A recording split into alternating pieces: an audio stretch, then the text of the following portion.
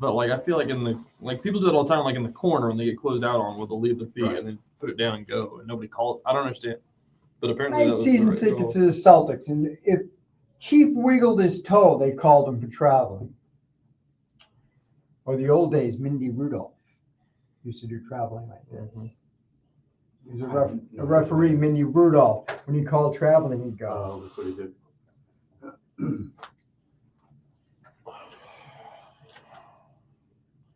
Now you get the hop, you get the, call palming, carrying. 3 seconds is done. It's just street ball out there, right, Max? It's unwatchable. Not even basketball.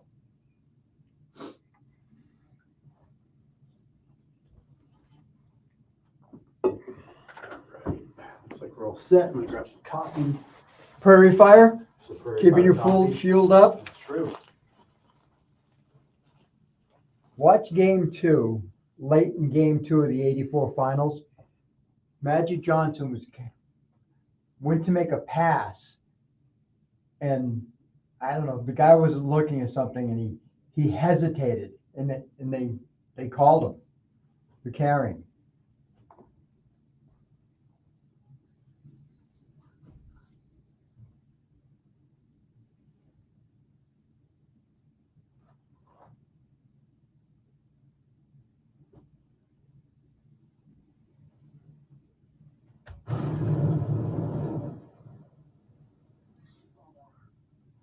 Just fine for you Tuesday. Once again, warm, sunny, high 72 degrees. Of course, after another team start this morning, there's going to be a stronger breeze out of the south at 10 to 25 miles. It's not warm, Ronell. It's mild. Warm is like 90. Kansas fan headquarters, 97.5 and 1240 KFH Wichita, KNSS HD2 Clearwater, and the Odyssey Sports Station. Hey, Wichita, take all right. Stay right there. The latest Oh. Talk is Sports Daily coming up next, exclusively on 97.5 and 1240 KFH. I'm Omar Reese with NFL Network Now on the Westwood One Radio Network. Day one of the voluntary offseason program Look at kickoff these guys, Friday all with the kinds of Bears, food Patriots, there. and Jets. Teams with new head coaches getting an early start. 7 teams have new head coaches. Jags and Raiders start Tuesday, and the Cowboys and Saints kick off next week. Speaking of the Raiders, Geno Smith was introduced in Las Vegas on Monday with General Manager John Spytek and head coach Pete Carroll. Smith talking about reuniting with Carroll, telling reporters, quote, "I think there is unfinished business. And I think when people think about my story, Coach Carroll was a big part of that." The Raiders are also hosting several top draft prospects this week, including Boise State running back Ashton Genty and Texas quarterback Quinn Ewers. Meanwhile, the Dolphins will host LSU tight end Mason Taylor this week. Taylor's the son of longtime Dolphins pass rusher and Pro Football Hall of Famer Jason Taylor. This has been NFL Network Now on the Westwood One Radio Network.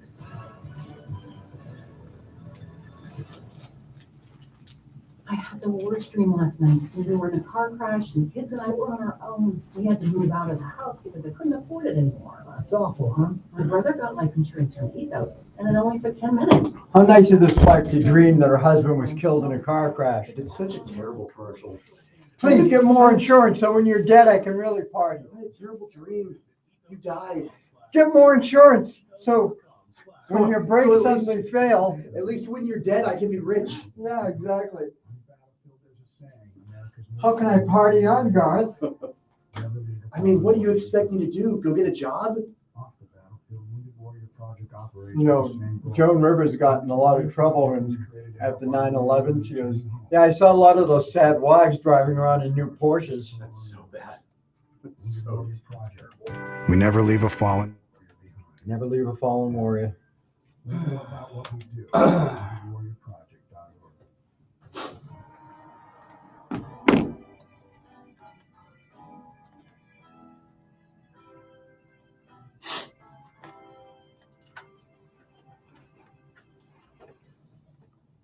Wichita's most listened to sports radio, 97.5 and 1240 KFH. This is Sports Daily with Jacob Albrock. Happy Tuesday, everybody. It is Sports Daily here on KFH. Tommy Castor, TJ Cleveland in for Jacob Albrock.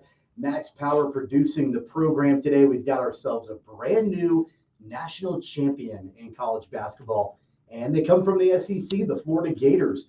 They take down Houston last night in a pretty memorable and really interesting ending in that game in San Antonio. We will get into all of that as the show progresses. Also, the Royals take game one in their set against the Minnesota Twins from Kauffman Stadium last night, and we'll be joined by our Chiefs insider Felix Johnson from Arrowhead Addict coming up in the second hour. A lot to get to on the program today. You can join the show by calling Max on the KFH hotline at 869-1240. We've got that ready for you and open. You can also leave us your video comments. You can watch our video stream on Facebook, on X, on YouTube, also on the 12 News Connected app. You can leave your comments right there on the screen. We will get to them. And you can also leave us your voice messages by listening to the show on the Odyssey app. Click the microphone button and leave your message right there. We can play those back here on the program. TJ, good morning. Happy Tuesday, my friend. Good morning. Late national championship last night, early morning this morning. So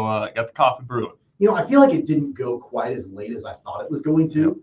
And I think it helps when you're down to a one possession game in the last minute, 2 minutes or so. It wasn't a foul fest, which was good. So I didn't feel like it was like an uber late night, which was, I guess, a positive. It wasn't, but I think it was the image of Kelvin Sampson sat on the sidelines. It left me gutted all night. So maybe I just didn't sleep well seeing that in my dreams all night. Yeah, we're going to get into that as the show progresses for sure and talk national championship game. You mentioned coffee. Big thanks to Prairie Fire Coffee for keeping us caffeinated here on the program today. Quick coffee story. So now that my alarm goes off a little bit earlier in the morning to get here and do the show, I try to get my coffee ready for me in the morning. Like I set it all up the night before. So when I wake up in the morning, I've got a delicious cup of coffee. Obviously at home, I don't have Prairie Fire Coffee. It's just, a Keurig or whatever. So I get up, I go and I grab my cup of coffee and I, kind of half asleep, take a big swig of it. You ever have a situation where you make yourself a cup of coffee and for some reason you get like a mouthful of coffee grounds? Sometimes. Like that happened this morning and I'm like, man, there's no worse way to start the day than when that happens. So I can tell you that never happens with Prairie Fire Coffee. So I'm enjoying this cup of coffee a lot more than the one that I started off the morning with. Let's jump in real quick. We only have a couple minutes before we take our first break, and we'll really get into the national championship game in our second segment. But in the few minutes that we have, quick overview on this game. I mean, obviously, back and forth. I mean, as far as just the intensity levels for both teams. Houston really maintained a lead for the majority of the game. They were able to push it out to 12 at one point in the second half. And then here comes Florida. I felt like, especially in the final 5 minutes, maybe 7 minutes of the game, TJ, that Houston was really performing un-Houston-like. They were making mistakes. They weren't as disciplined as I'm sure Kelvin Sampson would have liked to see them. And that ultimately cost them the game. Yeah, it's crazy. I think this is the third comeback that Florida's pulled off by about, they were down by like 10 points or whatever it was, Texas Tech in the Elite Eight.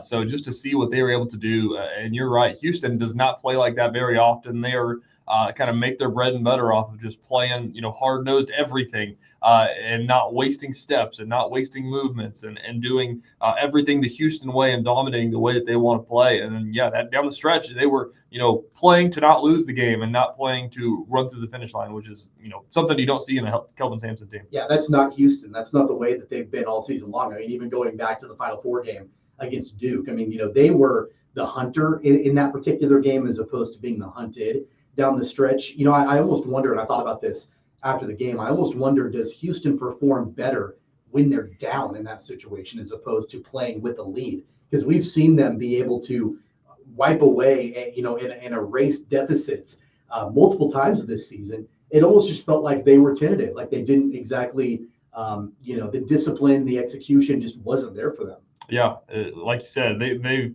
play when they're down like they play whenever it's 0-0, and typically they play when they're up like it's 0-0 as well. They're just kind of, like I said, they play the possession game. They don't waste their possessions, and so they know how valuable each of those are, and that's why they'll like to slow the game down, run their sets, and do everything that they can. But last night that's kind of what I said, is that once Florida gets hot, I mean, they can get to be the hottest team in the entire country. They can get pretty nuclear pretty quick. And we saw it against the Shockers when they went on, a 35-0 run or whatever it ended up being in that game. So you got to tip your cap. Florida just had some dudes down the stretch of that game, and it was Houston's games to lose. And I mean, I can't believe that they did, honestly, watching the rest of that game. Well, of course, we'll get into all of that more and dive into the game from start to finish in our second segment. And, I know it's kind of cliche. A lot of people always like to, as soon as the season ends, take a look at next season, who the top teams are, who we can expect. But we'll talk about that just briefly and see if there's any team coming into next season that stands out. I know with the transfer portal, it makes it extremely difficult. But, it's tough, TJ, because now we go, 6-7 months without college basketball. So we got to have something to kind of fill that time and, think about who the next Florida could possibly be next year. I'm telling you, Tommy, let me introduce you to my friend called the transfer portal. It'll fulfill all your dreams. It'll keep you busy all night long looking into who's everybody's in on. I'm all about that because right now there's about a giant void. You get so much college basketball. It's unlike any other sport because you get it every single day for 5 months or whatever it ends up being. College football, you got to wait a week until you get to the weird action and everything like that. But college basketball, you can watch a game every single night, and now it's just gone. So it's officially MLB season, I guess. Well, it is MLB season. It's also officially minor league baseball season. The Wichita Wind Surge, they've got their home opener tonight at Equity Bank Park. First pitch, I believe, is at 6:35 tonight as they take on Midland. I had actually, not that I had forgotten about it, but I forgot to mention it at the top of the show, and then I saw your Tumba Vacas hat that you're rocking tonight to get ready for Wind Surge baseball. I'm going to go out for opening night tonight, take the family out, enjoy a little bit of baseball. It should be a really nice evening. Mm-hmm. So that's what you always hope for when you're getting ready for opening day, that the weather is going to be nice. Yeah, we're going to do a bunch of coverage out there tonight. I can't wait. Obviously, we were talking about yesterday the Twins prospects and just how much investment they put in their farm system, and Wichita is going to get the best show they've gotten. Walker Jenkins is one of the highest rated Twins prospects of all time. So, and he gets to be in Wichita for, the foreseeable future. Whenever he gets called up, he'll get called up. But I mean, if you're a guy that wants to see a guy that's going to be playing Major League Baseball for a long time, Walker Jenkins is out there. Yeah, it's going to be a lot of fun. And of course, they've got a ton of festivities out for opening day. I know fireworks, after the game. Tickets are affordable at Equity Bank Park. So, if you're looking for something fun to do tonight, get out there to the ballpark and enjoy opening night for Wind Surge baseball. By the way, before we take our first break, I want to remind you about Open Streets ICT. The WSU and Shocker neighborhood is set for this Sunday from noon to 4. The free community event will transform nearly 2 miles of 17th Street into a lively hub for walking, biking, running, and skating. Attendees can enjoy local food trucks, live music, performances, and various vendors along the route.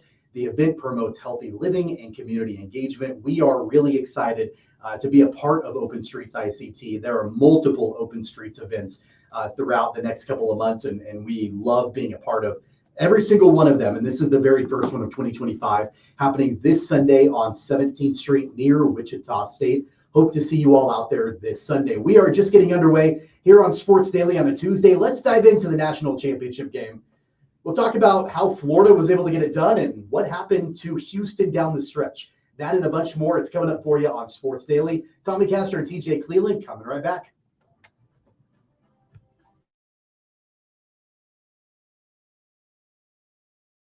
66 counties, 4 regions, and 1 weather team that you can trust. Find Storm Team 12 every weekday at 5:30 on the KSCW. Whatever the weather and wherever you are, Storm Team 12 is zooming in, going zone by zone to give you a more in-depth look at the forecast and some science behind the storms so you know more. We're focusing on the forecast so you can focus on what's important to you. Storm Team 12 Weather Focus, 5:30 on the KSCW. The future of television has arrived. Next Gen TV is here with stunning video, movie theater quality sound, enhanced voice clarity, and interactive features, all upgradable for the future. Learn more at watchnextgentv.com. Sometimes people tell us, I don't get it, it's just tea. But let me tell you, we are so much more than just tea. With 20 plus flavors of sweet and unsweet iced tea, the possibilities are endless. Come on in and try them all for free to find your favorite, or get us on the go for your busy lifestyle. And don't miss happy hour every day.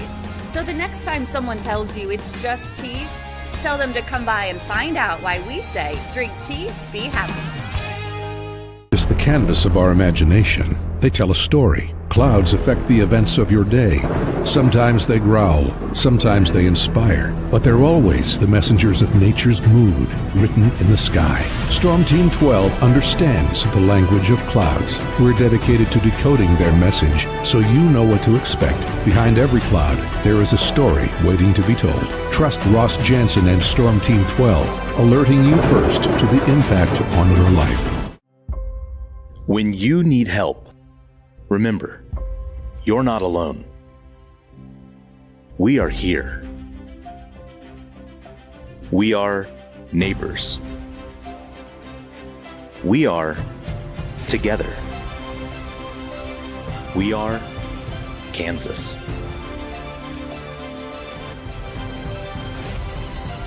We are 12 News.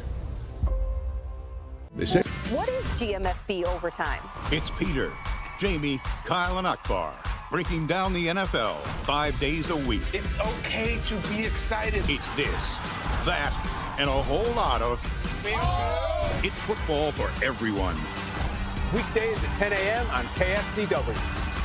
Are following a breaking update. Every day, all day, stream the stories that have you talking near and far. Whoever is behind the wheel of this bus is not stopping. From hundreds of local reporters and meteorologists spanning the country. Chaos here this morning at the UW campus. Search LNL for the all-new Local News Live streaming app. Make yourself known now. 31001 in traffic pursuit. Oh my God, here. Investigate TV Plus begins with real people. We investigate stories that impact you and inspire change every day. Something is broken. Real problems. Why are they hiding it? And real solutions. My daughter was dying in front of me. What was your reaction when he said that? Investigate TV Plus, weekdays at 3:30 p.m. on KWCH. Sometimes people tell us, I don't get it, it's just tea. But let me tell you, we are so much more than just tea. With 20 plus flavors of sweet and unsweet iced tea, the possibilities are endless. Come on in and try them all for free to find your favorite or get us on the go for your busy lifestyle. And don't miss happy hour every day. So the next time someone tells you it's just tea, tell them to come by and find out why we say, drink tea, be happy. Mornings are busy. We're here to make your mornings better. We report the stories that affect you. 3 more hospital lies from contaminated apple juice just a day after the FDA issue a recall. We're here to make your mornings better. Closing east and westbound lanes of K96 for repairs. With 12 News, you're prepared for your whole day. Scattered thunderstorms across the state into the afternoon. Stay a step ahead with 12 News this morning on KWCH and KSCW.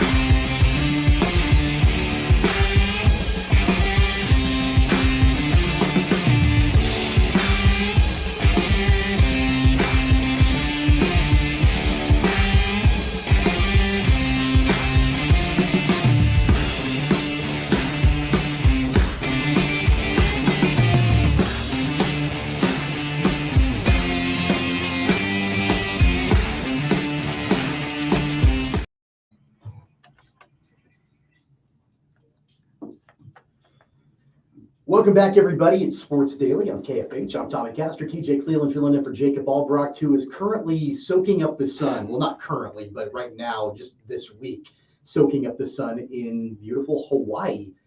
It's like 1 o'clock in the morning. Let's call him right now, so he's not soaking up the sun, but he will be today. hanging out in Hawaii. So TJ Cleveland filling in for a couple of days. We'll have Brandon Zinner coming in later on this week as well.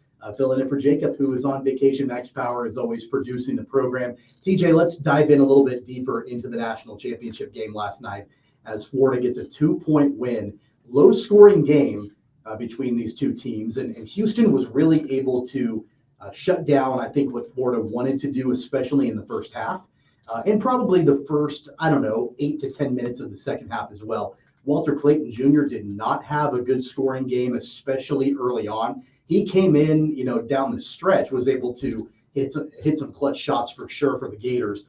But really, that was, I think, the key difference early on in the game was that Houston defensively had a really, really good answer for Walter Clayton. Yeah, it felt like Houston kind of just dominated this game. It felt honestly the same as the Duke-Houston game, but flipped as Duke dominated that whole game and then Houston stormed back. It wasn't that to that magnitude of the comeback that Florida put on last night. But still, I mean, you want to talk about the right side. Like Houston was on the right side the entire game. And so you kind of got to just feel for him in that sense. But, yeah, whatever it was down the stretch, they hit some big shots. And honestly, Houston just kind of let him come back. I think it said 4 turnovers in the final couple possessions for Houston. Whenever you're doing that against a team that's the caliber of Florida, it doesn't matter how much time is left on the clock. They're going to find a way to do it. I know, again, this is kind of a cliche topic, but one of the things that I've been thinking about quite a bit since the game wrapped up last night is, did Florida win the game or did Houston lose the game? And I think it can be a combination of both. But at the end of the day, Houston doesn't execute down the stretch. You mentioned the turnovers, the multiple turnovers. LJ Cryer had one. Emmanuel Sharp had the final 2 back to back to back. And ultimately, when you're down by 2, you've got a chance to tie or win the game if you're the Cougars, and you don't even get a shot off. And that's the narrative at the end of the day. It's not even necessarily about the blown lead. It's not about the turnovers. It's not about any of that. It's about the fact that you had the ball with the chance to tie or win the game to get a national championship, or at bare minimum send it to overtime, and you can't even get a shot off. Yeah, it's a tough final possession, and we've talked a lot about it off the air already. And it's all that's over social media, and it's really interesting because the up and down travels that everybody's talking about right now is if he would have touched that ball by the rules, it would have been a travel. It happened in the Auburn game in the Final Four, which I missed as well.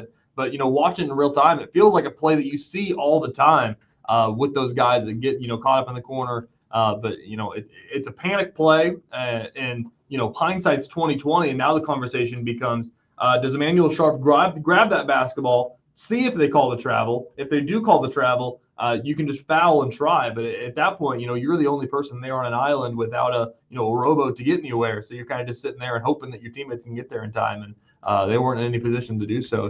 But at the end of the day, the play, it kind of worked. Florida played really good defense. They got around the double screen that they tried to set to get Sharp open. So he had a look. Granted that it was 10 feet behind the line, and Walter Clayton was coming straight into his face. But, pump fake, you even talk about shooting the ball. He probably would have jumped into you. You could have fallen into him, gotten some free throws, or, just try and let it fly. But, hindsight 20/20, obviously, in that moment, you think about every other option that can get you a better shot. And, it's just kind of a tough break for Emmanuel Sharp. You got to feel for the guy that had a really good March Madness. Yeah, I'm not sure that, Emmanuel Sharp is going to be my number one to take that final shot. I understand that LJ Cryer had the ball as soon as it crossed half court and then had to get rid of it. But, as good as Emmanuel Sharp has been, I don't know if he's my guy that I'm going to be drawing up a play for to be the one to take that final shot. And, you mentioned hindsight 20/20. Yeah, it's really easy to sit here the morning after, and critique the way that play went down and all the different things that he could have done, could have tried to grab it with, at that point, probably 4 or 5 seconds left, and then at least give yourself a little bit of a chance. Florida just missed a free throw right before that. So. They absolutely did. And, you've got a situation where you could, again, then get the ball back with an opportunity, maybe down by 3. Worst case scenario is that Florida makes both of them, and then, at that point, it's a 2-possession game. But even at the very bare minimum, there's no guarantee that the referees are even going to call traveling, if Emmanuel Sharp grabs that ball. Yeah, it's a rare play. That's the thing. That's what you don't see an up and down the ruling is based on the statute in the rule book. If you really want to dig this out, I wonder how many of these get called in a season, because it can't be very much. But if you have to, if you leave the field of play and lose your pivot foot, you can't dribble while you're in the air, because it's technically considered like an own shot and a rebound. So it'd either be a double dribble or a travel, and it's not considered a dribble if you don't have an established pivot foot, which he didn't. So really weird ruling there. So that would have been a classic Gene Steratore 20-minute breakdown looking at the monitor if they would have called something, but I guess we didn't have that. Can we give a little bit of credit to Florida's defense in that final possession? I mean, it wasn't just the contest that knocked the ball away from Emmanuel Sharp. It was the fact, and they were doing this fairly consistently in the final 2 minutes of the game, that really led to the turnovers from Houston. They were getting out and defending way even close to the half court line. Like, they were getting out and defending. They weren't dropping back. They weren't giving Houston any kind of space, even once the ball crossed half court. And, knowing that they were playing that aggressively, defensively, I would have loved to see Kelvin Sampson drop some way to break that. And there's got to, I don't know if you get, cutters down underneath the basket or something where you've got to then have the defenders drop down, but they were getting out and defending hardcore near the half court line and making it super difficult on Houston. Yeah, I'd say that there was kind of an effort in that whenever you look at the play that was drawn up, because there was, some off-ball action for LJ Cryer, who ended up with the ball, and I assume that was kind of the decoy to bring Emmanuel Sharp, because everybody's going to crash towards LJ Cryer whenever it's time for a final shot. So I'd say that was the idea, but still, as you're saying, he had the ball 5 feet behind the three-point line, and I mean, it was like chaos defense, just like full-on closeout, like he almost fouled him, like you really almost jumped into him. So you, like I said, hindsight's 20/20. You can pump fake and get around that guy. There's nobody at the bucket. So really, do or die kind of play. Risk reward kind of play from the Florida defense there. But you guessed right and you get lucky. It goes back to the Purdue game. Whenever they guessed wrong and Houston got a game-winning shot off of that out of bounds play. So you got to make your bed and sleep in it, and Florida's sleeping happy after that. Yeah, speaking of Florida, where do you land on what this does for Todd Golden, what this does for Florida, what this does for the SEC in general? Yeah, it's a real interesting question. Todd Golden was 38 years old, 39 years old, whatever it was. So really interesting when you think about the career path that he's going to have, because obviously locally around here, people always talk about what it's going to be like when Bill Self retires, and Todd Golden being one of the, I guess he is now the youngest coach to ever win a national championship. So he was a name that was already kind of in that conversation of coaches they might look at whenever Bill Self wants to finally call it a career. So now I think the question that's a bigger topic to talk about is that he's won a national championship before at Florida. Would he even come to KU? I don't want to get into it in speculation here, down deep in the weeds, but is Florida going to be one of those schools? Florida's won 3 national championships this century already. So I don't know how many schools have done that. KU hasn't done that. UConn did it twice these past 2 years. So I think I'm just kind of curious what that means for the SEC, what that means for Florida, if that's going to be a new even more premier basketball conference than we've ever seen now that a national champion is in there. Yeah, I mean, I do think that, anybody that is an SEC fan feels extremely validated this morning because, at the end of the day, and look, I feel like the SEC has been overvalued throughout the season. The fact that they got so many teams into the tournament, like even teams that had losing records in conference play made the tournament. They had so many tournament teams. At the end of the day, that their representative wins the national championship. Yeah, it sucks as a Big 12 fan because I really wanted Houston to be able to get that done, just to kind of silence that conversation a little bit and just stay. I saw that 4 of the last 6 national champions have featured a Big 12 team in them. So it stinks they didn't be able to get the job done. So you got to tip your cap. It was an incredible season for the SEC, and now what's going to be interesting going forward is that I saw a tweet last night that that is almost certainly the last national championship we will ever see where the players aren't paid by the schools because the revenue sharing is coming down. So that's going to be really interesting to see how that affects the SEC because now the the government, the NCAA, the governing body, is going to say you can only spend this much money, and there's definitely, a correlation between the fact that you can pay your players and the fact that the SEC has gotten that much better at basketball. A lot of money around that conference, and it worked. A lot of those guys went and bought those teams. Houston kind of developed that team. All those guys played there for 4 years. Florida, I bet all of them were almost transfers. I don't know off the top of my head, but even their best player, Walter Clayton, was playing at Iona. Elijah Martin was playing at Florida Atlantic. So going to be interesting to see how that affects what the SEC does. That's going to be interesting to see what that does to the Big 12 and how the recruiting trail will end up swinging after that. How can you not feel absolutely gutted for Kelvin Sampson last night? I mean, worked so hard. We talked about the redemption, from him yesterday on the program, and just when the camera cuts to him on the sideline as Florida's celebrating, and he's just, standing there, jaw dropped. And at the end of the day, it's failed execution. It's a lack of execution down the stretch. It's, mistakes that a Kelvin Sampson coach team typically does not make. They don't make those mistakes. They're the ones historically that make the other teams make those mistakes. Case in point, Kansas earlier this season, Duke in the Final Four. They're the team that forces the mistakes.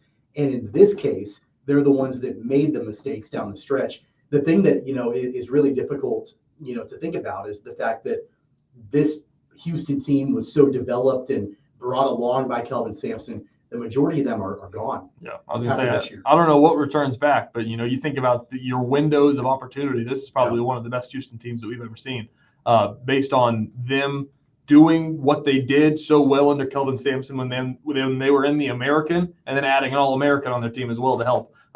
Like I said yesterday, they had a couple NBA players and a bunch of guys that could probably play in the NFL. They're so athletic.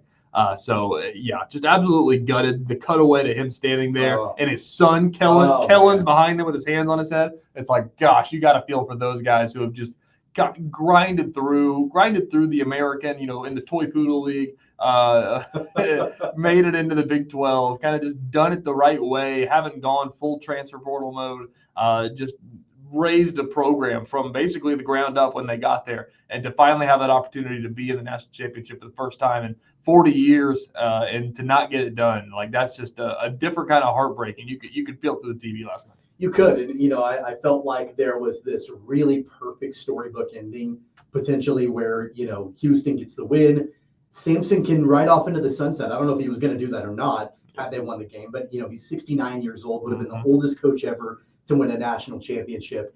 And that would have been, the perfect exclamation point on a really, really solid overall career for Kelvin Sampson. And that didn't happen. And now you've got the Cougars that, kind of have to go back to the drawing board a little bit in a Big 12 conference that is always going to be difficult. I mean, you would imagine that because of the profile of the program and what Sampson has done over the years that he'll be able to rebuild.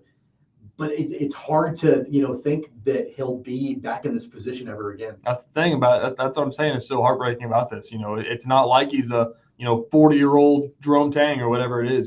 He's going to be 70 years old next year. And to reload a team in this era, you see guys retiring when they're 50 because of this era of college basketball and not adapting and getting all these guys out of the portal. So, like I said, those guys have played there for 4 years. Those guys have played there for 5 years. He's coached them in the American Conference, like Jawan Roberts played against the Shockers. Yeah. So to think about that and to think about doing this from scratch and recruiting in their new conference, basically for the first time having to recruit like this in the Big 12 conference. So going to be really interesting to see how he can adapt with the times. And I'm sure he will. He's got an awesome staff. And I think his son is an awesome assistant coach that's probably going to be the future head coach there at Houston as well. As far as X's and O's goes, you can't, those don't change. That's the only thing that doesn't change about college basketball is if you got the X's and O's, you'll be fine. So going to be a really interesting story to follow next year. By the way, a little asterisk, there's no way that Jerome Tang is only 40 years old. I have no idea how old he is. Because if Jerome Tang is I'm 39. If Jerome Tang is 40 years old, then he is aged very poorly if that's the case. He's got to be, in his 50s? He's 58. 58. Like, not only were you not close, you were so far off on how old Jerome Tang is. He's young at heart. He's got the energy of a 40-year-old. Or actually, he's probably got the energy of a 25-year-old. How old are you? I'm 24. You're 24. Yeah. God, you're young. I know. You're a lot younger than I thought you were. Yeah, I know. Everybody tells me that. It's just the maturity, I guess, that comes through. I would argue that Jerome Tang probably has more energy than you do. I would say that. I've tried to keep up with that guy covering some basketball games when he jumps into the student section. I can't keep up with him sometimes, and he's sprinting over there. So I watch him doing the Wabash cannonball in the stands, and I'm like, man, I would throw my back out. If I moved the way that he did, I wouldn't be able to get out of bed for a week. You got to have energy, obviously, and that's, I think, a big question is Kelvin Sampson is 69. What kind of energy does he have, to put a team together, especially in this new era of college basketball? And I think that brings up a really good point when you mentioned his son, Kellen. I mean, it seems like he is the heir apparent. I don't think that there's been any kind of, announcement like that officially is going to happen someday.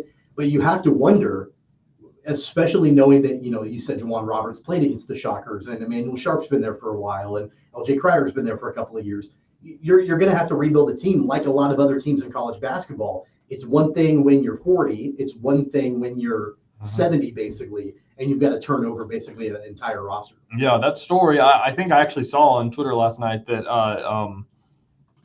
Kelvin has in his contract a clause where he gets to appoint the next head coach, I believe. Okay. And so I think that obviously will be his son if that happens, I imagine. So thinking about that, Kellen's never coached. He's been an assistant coach at Houston his entire coaching career, I believe. But you think back to some of the interim hires. You think about John Shire was an assistant coach that got appointed up. So it's happened and it's worked.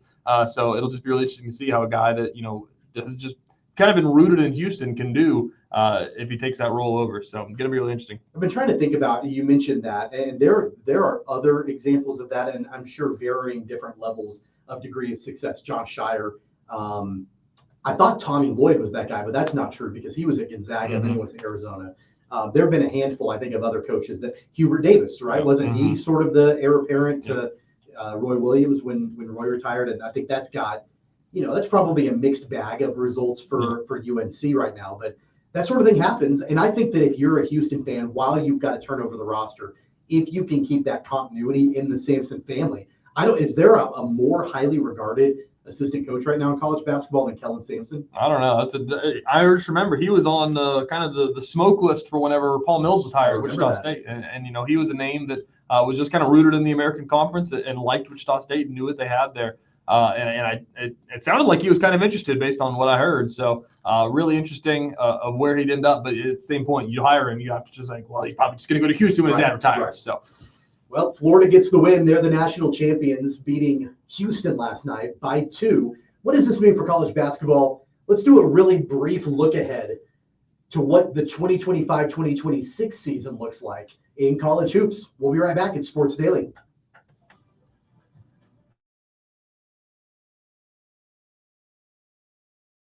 $66 counties, 4 regions, and 1 weather team that you can trust. Find Storm Team 12 every weekday at 5:30 on the KSCW.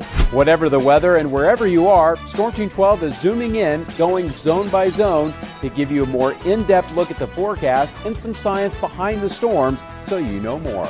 We're focusing on the forecast so you can focus on what's important to you. Storm Team 12 Weather Focus, 5:30 on the KSCW. The future of television has arrived.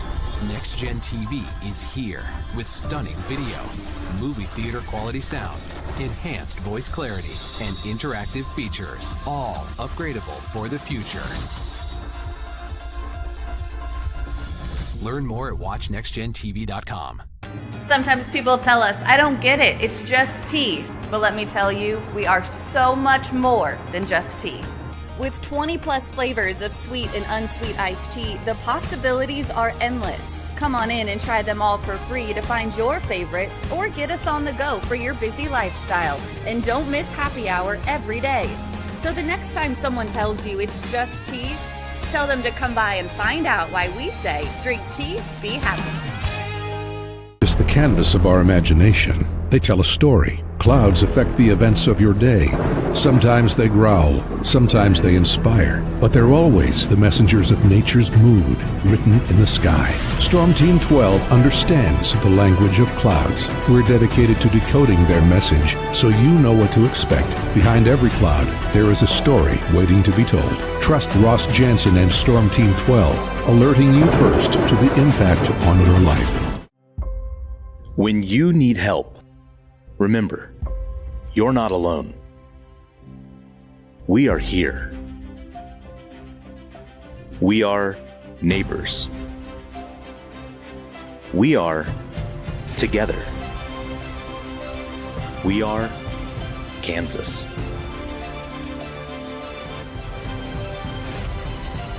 We are 12 News. What is GMFB Overtime? It's Peter, Jamie, Kyle, and Akbar breaking down the NFL 5 days a week. It's okay to be excited. It's this, that, and a whole lot of It's football for everyone. Weekdays at 10 a.m. on KSCW. Are following a breaking update. Every day, all day, stream the stories that have you talking near and far. Whoever is behind the wheel of this bus is not stopping. From hundreds of local reporters and meteorologists spanning the country. Chaos here this morning at the UW campus. Search LNL for the all-new Local News Live streaming app. Make yourself known now. 831001 in traffic pursuit. Oh my God, here. Investigate TV Plus begins with real people.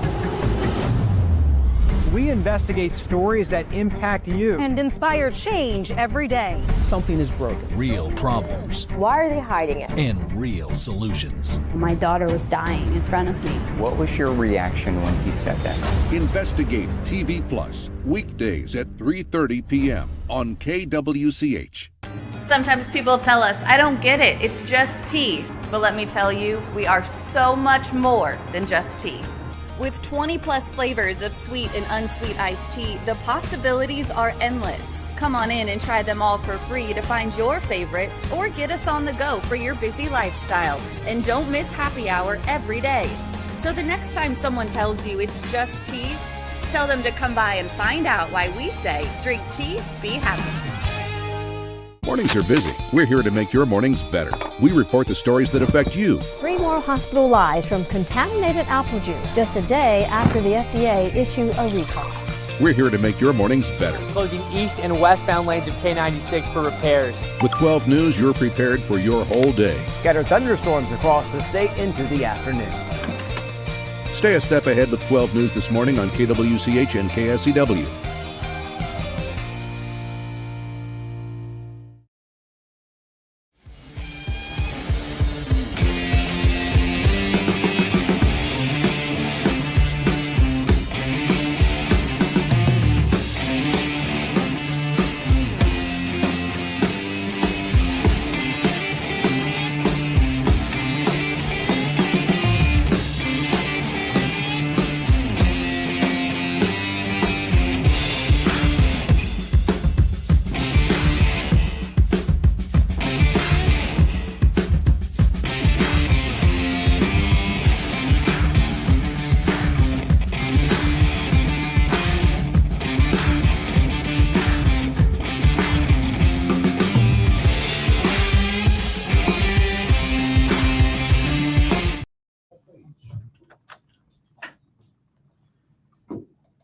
Welcome back in, everybody. It's Sports Daily. Tom McCaster, TJ Cleveland, Max Power producing the KFH hotline, 869-1240. During the break, we're talking a little golf, of course. Crestview Country Club.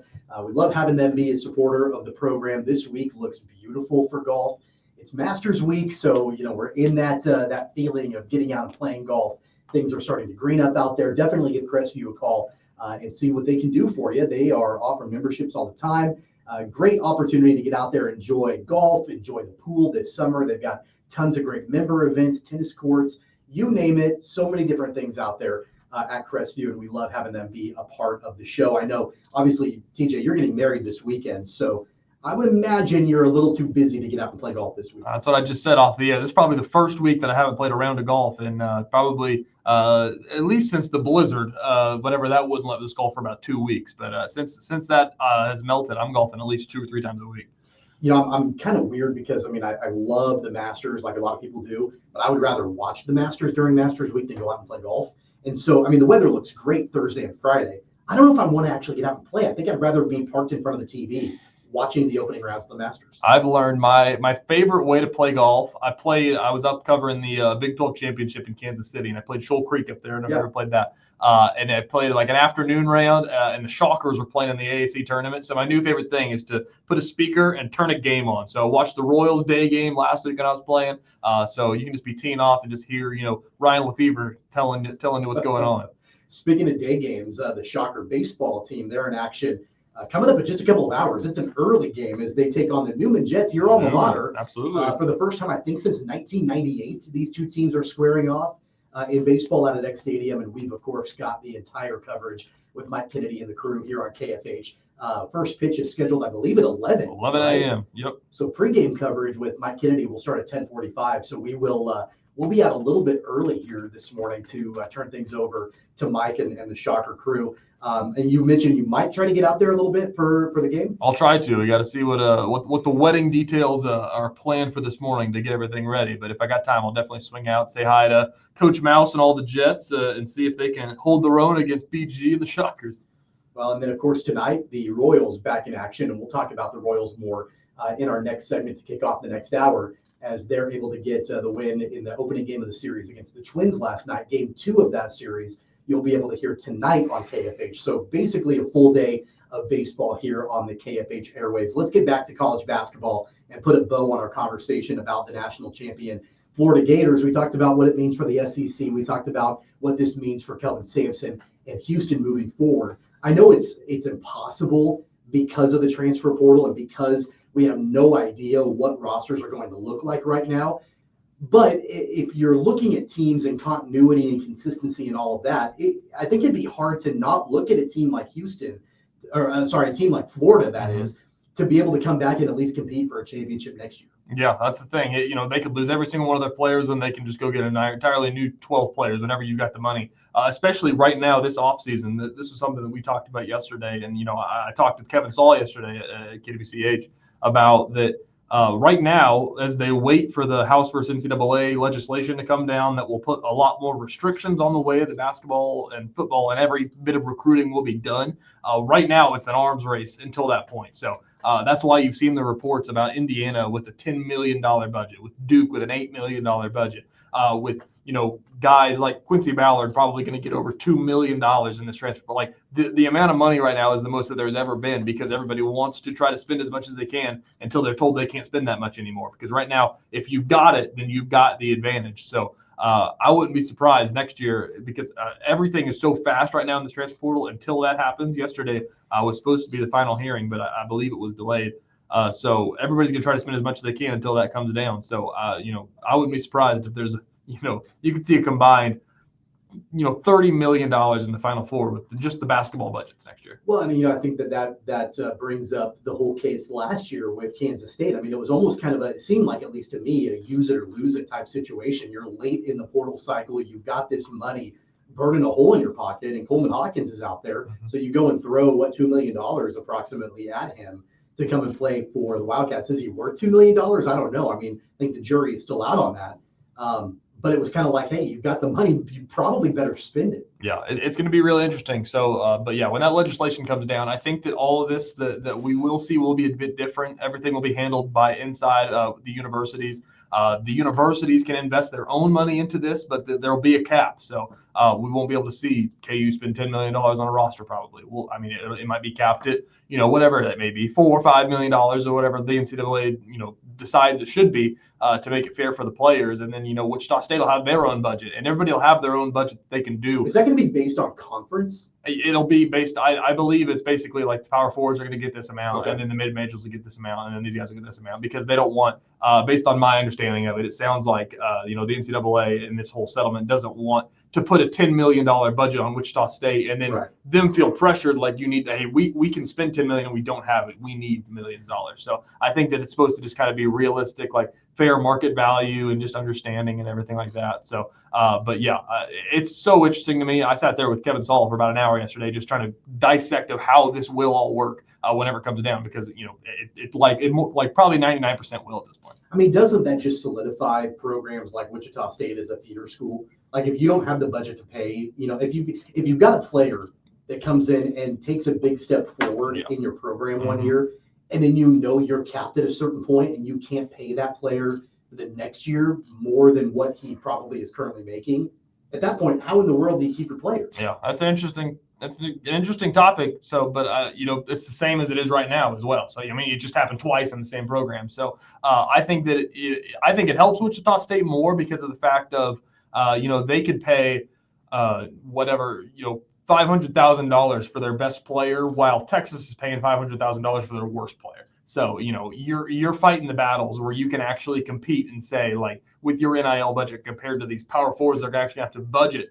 and make a roster within a salary cap, basically. They're not going to be able to just go outbid everybody that they want to and just call their $1 million donors and say, hey, we want this guy, help us out. So I think that you'll be able to. I think it's just going to be a little bit of the same model. It's not going to save the transfer portal unless they put down legislation on that. But it's just going to make everything make a lot more sense than it makes right now, I think.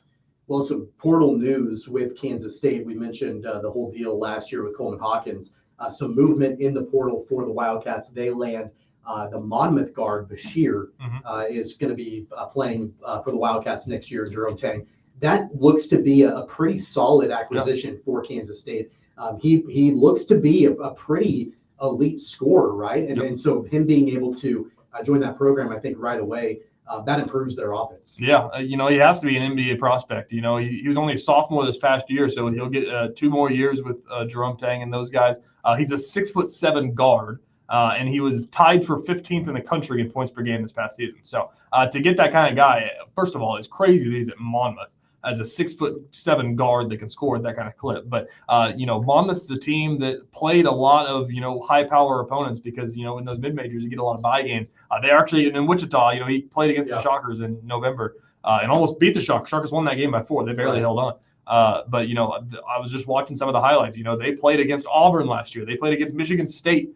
He's played a lot of high power opponents and, he scored 20 points a game.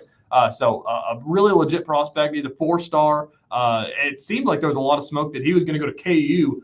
Bill Self was very high in on him. There's a lot of reports about that. And then out of nowhere, it was K-State that came in and swooped him up. But really big get, especially if you can keep Doug McDaniel next to him. That's a really good backcourt. Yeah, they had to replace some production because Brendan Hausen entered the portal as well yesterday for the Wildcats. So he will not be, it seems like, with Kansas State. And, of course, he was kind of their sharpshooter last year. Yeah, that was one that a lot of people were, as soon as it happened, it was like, of the guys that were going to transfer out of K-State, he was probably last on the list of guys that they thought would transfer out of K-State with how much he talked about how much he loved Manhattan, being a, Amarillo guy. I did it. That's a Freudian slip, the Armadillo assassin. Being a Texas guy and just kind of loving that lifestyle. He was a big fan of Manhattan, a big fan of playing for Jerome Tang, and basically had the green light anywhere on the basketball court. So he couldn't complain about that either. Started every single game, his first time starting in his college career. And it just seemed like he was going to be a guy that wanted to come back. But, maybe it was something where he, wanted to start, and it was, if Bashir comes in, you lost your starting job. So maybe he wants to go somewhere where he can have a bigger role and not be maybe a guy that comes off the bench with those 2 guards that they have. So kind of surprising, definitely a loss for that offense because he definitely provided a spark. So he'll be a pretty high profile transfer. I don't know if you saw this clip, but the Field of 68, the Jeff Goodman, John Fanta college basketball platform, they were at, of course, the national championship down in San Antonio. And, they're on media row, press row. They're interviewing a bunch of coaches, and they had Jerome Tang on over the weekend. And I don't know if you saw the clip of him on there. He was talking about how he was preparing for the impact of the portal in the locker room. What he didn't prepare for was the impact of NIL on himself. And, what that would mean for him and the way that he coaches and the way that he develops players. And I thought that was refreshing. I mean, the one thing that we know about Jerome Tang is that he's always going to be pretty candid. He's always going to be pretty honest about how he feels and, doesn't bottle things up. But I thought that was kind of refreshing for him to talk about how, look, we're paying these players a lot of money, and I focused a lot on how do I coach these guys up and how what does that do to the locker room and all of that when they're making money. But what he wasn't prepared for was what that kind of money for these players does to him and the way that he is as a coach. Yeah, he's the guy. We saw it this past year that, if you're in the Jerome Tang doghouse, he's not going to play you just because you're good. He's shown that since he's been here. If you have an argument with Jerome Tang, or not an argument, if you have a disagreement, or you don't see eye to eye, or if you don't put the work in, is the biggest thing. If you don't put the work in practice, if you don't believe in the culture, that's the best thing that Jerome Tang does. You can say what you want about his in-game coaching or his recruiting or whatever, but that dude can get a culture going in a locker room. And if you're not into that, then he'll have no problem leaving you behind. So I imagine, even thinking about Doug McDaniel, that he had to have gotten $1 million. Just thinking about the at least close to that of the value of what that roster was and how much money they spent on that roster. And he was in Jerome Tang's doghouse. He didn't play for a couple of games, or at least to the role of the capacity that we saw later in the season. I imagine as a head coach, if you've got, $5 million in your locker room and you are kind of at the mercy of your donors, to say, like, if I was a guy that donated $1 million and you went and got Coleman Hawkins and you weren't playing him, and say, well, then why did I give you $2 million? Why did I give you $1 million to go and do that? So at some point, there's always a higher up. And especially now with all the money that's going around, coaches are getting paid by the university, but I think the coaches are now at mercy of their NIL budget, because if they don't have that, then they can't get a team anymore. And so I'd say that every coach in the country has to find a way to kind of manage, how much are you going to let other people dictate your program, and how much are you going to kind of let the money and everything go to your head? It's the same thing that he talked about with the players, feeling the pressure of the $1 million and everything like that, which, they've always felt pressure. I don't know if I agree entirely with that argument, but whenever you're a guy saying, and you have a bad game, you score 2 points, you got a guy that paid $1 million for you to come there and you let him down. So. Well, yeah, things finally moving a little bit for the Wildcats in the portal. Of course, they lose Housen and they bring in Bashir from Monmouth. Really outside of the portal, but doing good news, it's been relatively quiet for KU in the portal. And then with Wichita State, it's Karan Boyd. Like there's no other movement in the transfer portal, at least as of right now, for the Shockers. I would imagine, that's got to get kicked up into high gear pretty quickly. That's what Kevin Saul talked about yesterday. That $1 million is so important because they don't have a team. Like they need it right now. Yeah. We're not talking 6 months from now. They need that $1 million right now for sure to build that program. That's going to do it for our talk on college basketball. We'll talk Royals as we kick off hour number 2.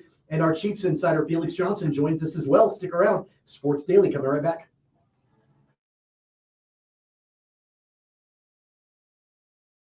66 counties, 4 regions, and 1 weather team that you can trust. Find Storm Team 12 every weekday at 5:30 on the KSCW. Whatever the weather and wherever you are, Storm Team 12 is zooming in, going zone by zone to give you a more in-depth look at the forecast and some science behind the storms so you know more. We're focusing on the forecast so you can focus on what's important to you. Storm Team 12 Weather Focus, 5:30 on the KSCW. The future of television has arrived. Next Gen TV is here with stunning video, movie theater quality sound, enhanced voice clarity, and interactive features, all upgradable for the future. Learn more at watchnextgentv.com. Sometimes people tell us, I don't get it, it's just tea. But let me tell you, we are so much more than just tea. With 20 plus flavors of sweet and unsweet iced tea, the possibilities are endless. Come on in and try them all for free to find your favorite, or get us on the go for your busy lifestyle. And don't miss happy hour every day. So the next time someone tells you it's just tea, tell them to come by and find out why we say, drink tea, be happy. It's the canvas of our imagination. They tell a story. Clouds affect the events of your day. Sometimes they growl, sometimes they inspire, but they're always the messengers of nature's mood, written in the sky. Storm Team 12 understands the language of clouds. We're dedicated to decoding their message so you know what to expect. Behind every cloud, there is a story waiting to be told. Trust Ross Jansen and Storm Team 12, alerting you first to the impact on your life. When you need help, remember, you're not alone. We are here. We are neighbors. We are together. We are Kansas.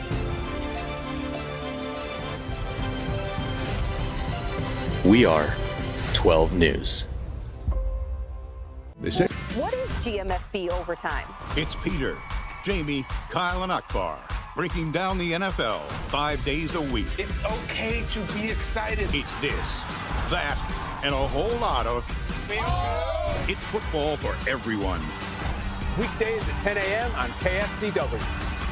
Are following a breaking update. Every day, all day, stream the stories that have you talking near and far. Whoever is behind the wheel of this bus is not stopping. From hundreds of local reporters and meteorologists spanning the country. Chaos here this morning at the UW campus. Search LNL for the all-new Local News Live streaming app. Make yourself known now. 31001 in traffic pursuit. Oh my God, here. Investigate TV Plus begins with real people. We investigate stories that impact you And inspire change every day. Something is broken. Real problems Why are they hiding it? and real solutions. My daughter was dying in front of me. What was your reaction when he said that? Investigate TV Plus, weekdays at 3:30 p.m. on KWCH. Sometimes people tell us, I don't get it, it's just tea. But let me tell you, we are so. They had that the week before when I was there. And 66 counties, 4 regions, and 1 weather team that you can trust. Find Storm Team 12 every weekday at 5:30 on the KSCW.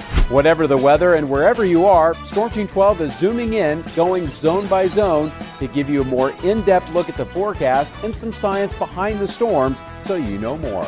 We're focusing on the forecast so you can focus on what's important to you. Storm Team 12 Weather Focus, 5:30 on the KSCW. The future of television has arrived. Next Gen TV is here with stunning video, movie theater quality sound, enhanced voice clarity, and interactive features, all upgradable for the future. Learn more at watchnextgentv.com. Sometimes people tell us, I don't get it, it's just tea. But let me tell you, we are so much more than just tea. With 20 plus flavors of sweet and unsweet iced tea, the possibilities are endless. Come on in and try them all for free to find your favorite or get us on the go for your busy lifestyle. And don't miss happy hour every day. So the next time someone tells you it's just tea, tell them to come by and find out why we say, drink tea, be happy. It's the canvas of our imagination. They tell a story. Clouds affect the events of your day. Sometimes they growl, sometimes they inspire, but they're always the messengers of nature's mood written in the sky. Storm Team 12 understands the language of cloud. Was one of my favorite courses. The golf courses and cemeteries are the biggest waste of prime real estate. Now, from Wichita's most listened to sports radio, 97.5 and 1240 KFH. This is Sports Daily with Jacob Albrock. Hour number 2 of Sports Daily underway now here on KFH. Tommy Castor, TJ Cleland in for Jacob Albrock, Max Power Producing. We've got that KFH hotline open for you at 869-1240. You can leave us your video comments as well. So, a lot to get to here on the program. Spent the majority of hour number 1 talking about the national championship game as Florida beats Houston. Hour number 2, we're going to shift gears, talk a little bit of football. We're getting ready for the draft. Felix Johnson, our Chiefs insider, will join us in our very next segment. And we've got some Royals baseball to talk about as well here as we kick off hour number 2, TJ. The Royals get back to 500. They win the first game of their 4-game set against the Twins last night at Kauffman Stadium. Final score of that game was 4-2. And, really offensively for the Royals, it was the Kyle Isbell show. He had a phenomenal game offensively at the plate for Kansas City. And then you saw Michael Lorenzen pitch a pretty good game and the bullpen get the job done. A little shaky in the 9th inning for Carlos Estevez, but ultimately he was able to get the save, and the Royals moved to 5-5 on the season. Yeah, wouldn't you know it, another Michael Garcia hitting the 8-hole as well. I thought about that yesterday when I was watching those early innings.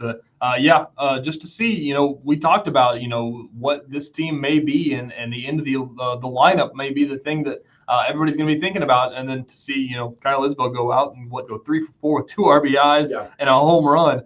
Pretty good day from your 9-hole hitter. Everybody in the lineup got a hit except for Salvi and Bobby Witt Jr. So I imagine those guys could probably figure it out. Yeah, you look at the 5-hole all the way down to the very end of the lineup, and every single player had a hit. Massey was 1 for 4. Renfro 1 for 4, Melendez 1 for 3 with a run scored, Michael Garcia 1 for 4 with a run scored, and then of course Kyle Isbell drives in those guys in the 9-hole, going 3 for 4 on the night. I thought Jonathan India also had a great game. I mean, he was 1 for 2 and had 2 walks, so he was getting on base a lot, and that's why you've got Jonathan India there. But between Isbell in the 9-hole and India leading off, at least last night, that was kind of the duo back-to-back in the lineup for Kansas City. Yeah, absolutely. And you just think about Bobby Witt Jr. going 0 for 4, didn't, falter this team yesterday. They were able to still get a win out of this thing. But, a bit of a slow start to the season for Bobby Witt Jr. I do think that's something that will turn around.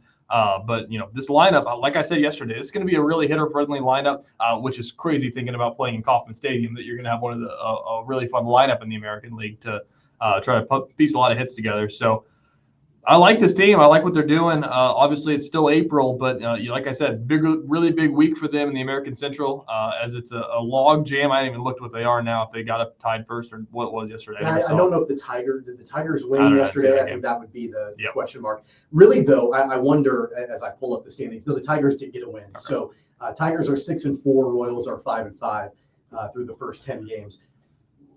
Could this game have played out any more perfectly for the pitching staff? I mean, when you've got your starter, we talked about this yesterday, your starter in Lorenzen going a full 6 innings, and then you can just turn the game over to Harvey, Ursig, and Estevez. I mean, that's exactly the game plan that Matt Quatraro wants night in and night out. Yeah, that's what I said. If you can get your starter to go 6 innings, you're going to have a really good chance to win the game. If your starter goes less than 6 innings, if you take him out in the 4th, you're going to be swimming upstream a little bit. You got to get through some bullpen guys to get there. And if your starter's getting taken out in the 4th, then the chances are that you get a couple of earned runs anyways. So, but like I said, you can get your starter to go 6 innings. You only gave up 1 run yesterday, and that's your 5th starter. That's the guy at the end of your rotation, being able to go out and get a win for you. Those are the games that really matter. What did Quatraro say when he got hired? Something about you're going to basically guaranteed to win 60 games. You're guaranteed to lose 60 games. So what happens to do with the other 60? I don't know if that math adds up or not. I don't know if that's the right number. But this is one of those games where it's kind of the toss-up game. Whenever you got your 5th starter going against one of their young guys and Simeon Woods Richardson able to get that win, it's going to be a really big one. That's the 2nd game in a row, by the way, because I was wondering about this. You go back to the finale against Baltimore on Sunday, and then the game last night. The 2nd game in a row that Quatraro was able to deploy Harvey, Ursig, and Estevez back to back to back.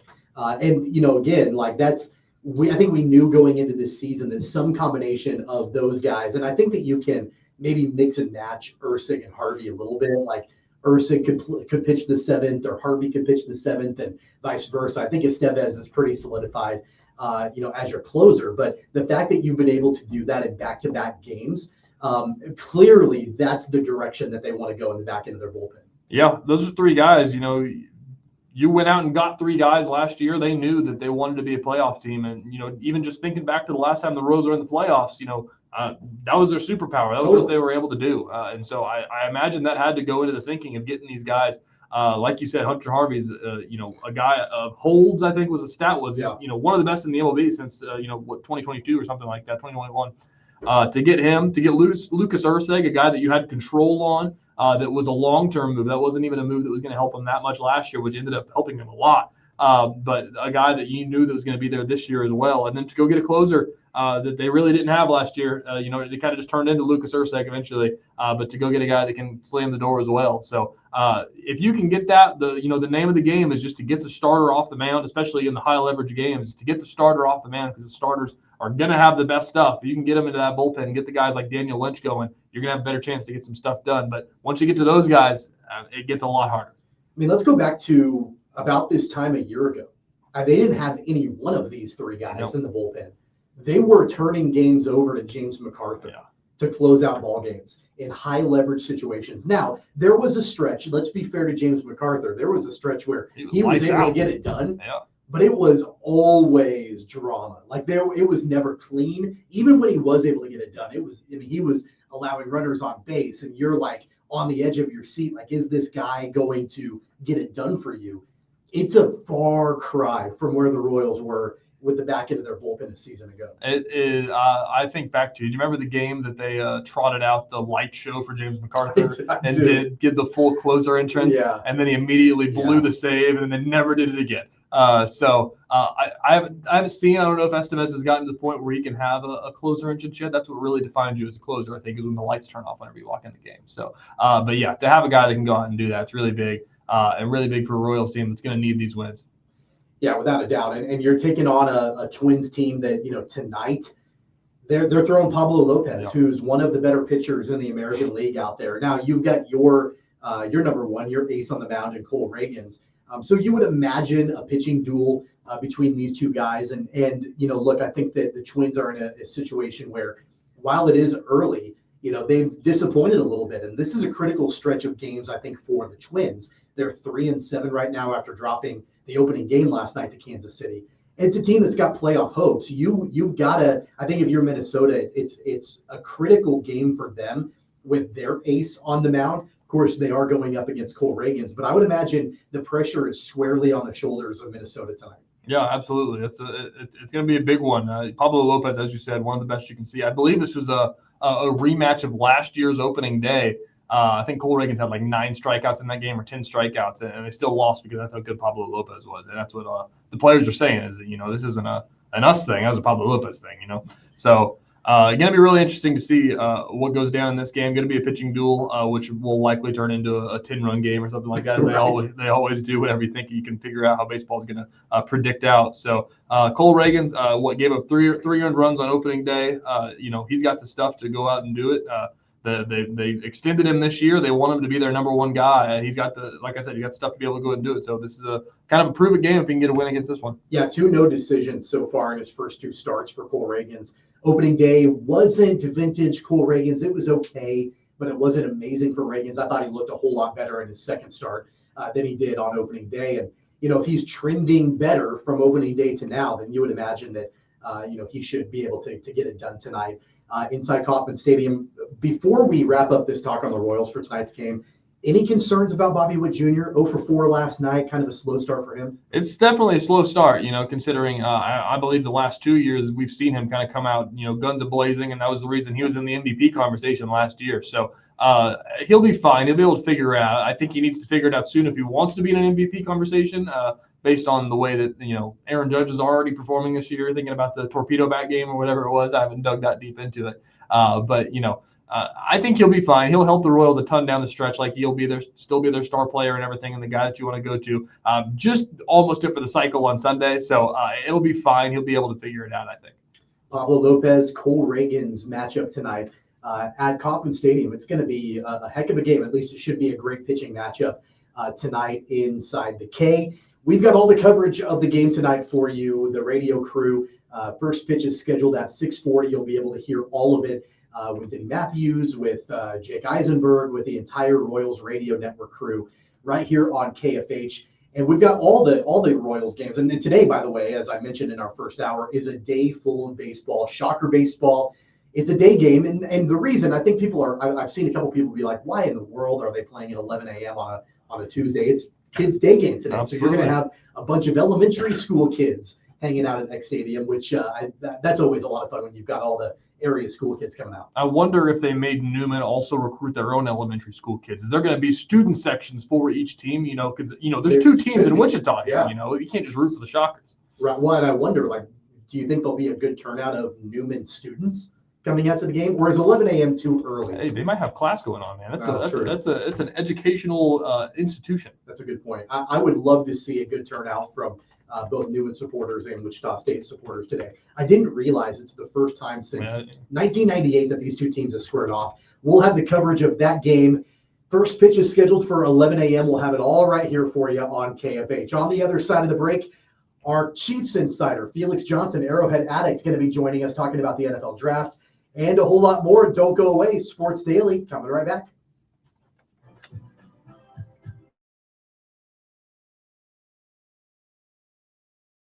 66 counties, 4 regions, and 1 weather team that you can trust. Find Storm Team 12 every weekday at 5:30 on the KSCW.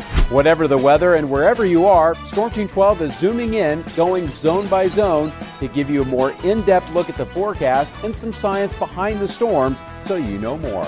We're focusing on the forecast so you can focus on what's important to you. Storm Team 12 Weather Focus, 5:30 on the KSCW. The future of television has arrived. Next Gen TV is here with stunning video, movie theater quality sound, enhanced voice clarity, and interactive features, all upgradable for the future. Learn more at watchnextgentv.com. Sometimes people tell us, I don't get it, it's just tea. But let me tell you, we are so much more than just tea. With 20 plus flavors of sweet and unsweet iced tea, the possibilities are endless. Come on in and try them all for free to find your favorite or get us on the go for your busy lifestyle. And don't miss happy hour every day. So the next time someone tells you it's just tea, tell them to come by and find out why we say, drink tea, be happy. It's the canvas of our imagination. They tell a story. Clouds affect the events of your day. Sometimes they growl, sometimes they inspire, but they're always the messengers of nature's mood written in the sky. Storm Team 12 understands the language of clouds. We're dedicated to decoding their message so you know what to expect. Behind every cloud, there is a story waiting to be told. Trust Ross Jansen and Storm Team 12, alerting you first to the impact on your life. When you need help, remember, you're not alone. We are here. We are neighbors. We are together. We are Kansas.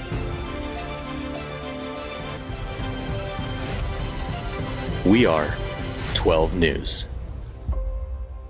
They say, What is GMFB overtime?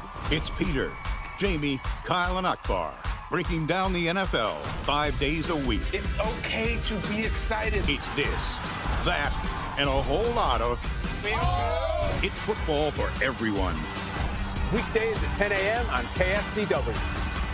Are following a breaking update. every day, all day, stream the stories that have you talking near and far. Whoever is behind the wheel of this bus is not stopping. From hundreds of local reporters and meteorologists spanning the country. Chaos here this morning at the UW campus. Search LNL for the all-new Local News Live streaming app. Make yourself known now. 83101 in traffic pursuit. Oh my God, here. Investigate TV Plus begins with real people. We investigate stories that impact you And inspire change every day. Something is broken. Real problems Why are they hiding it? and real solutions. My daughter was dying in front of me. What was your reaction when he said that? Investigate TV Plus, weekdays at 3:30 p.m. on KWCH. Sometimes people tell us, I don't get it, it's just tea. But let me tell you, we are so much more than just tea. With 20 plus flavors of sweet and unsweet iced tea, the possibilities are endless. Come on in and try them all for free to find your favorite or get us on the go for your busy lifestyle. And don't miss happy hour every day. So the next time someone tells you it's just tea, tell them to come by and find out why we say, drink tea, be happy. Mornings are busy. We're here to make your mornings better. We report the stories that affect you. 3 more hospitalized from contaminated apple juice just a day after the FDA issued a recall. We're here to make your mornings better. Closing east and westbound lanes of K96 for repairs. With 12 News, you're prepared for your whole day. Scattered thunderstorms across the state into the afternoon. Stay a step ahead with 12 News this morning on KWCH and KSCW.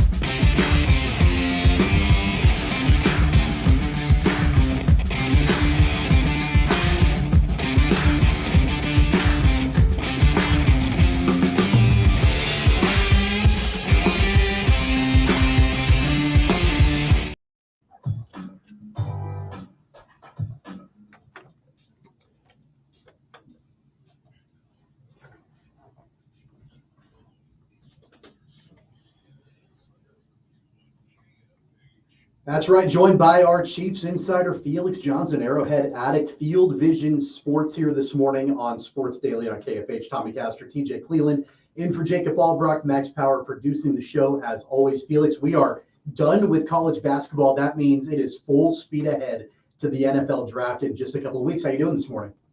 I'll just say one thing: Gator boys stay hot. There's that. So congrats to the Florida Gators getting another national title to their resume. But I mean, just being there. I'm sorry, Tommy. But it's my time of year, and I'm excited, super excited to get things rolling for. I mean, soon enough, training camp will be here. So I mean, the summer will be over in half a second. So it's one of those things where the NFL is like, all right, it's our time now, and Roger Goodell and all of his cronies have been really good at making sure that everybody only pays attention to them when it's time.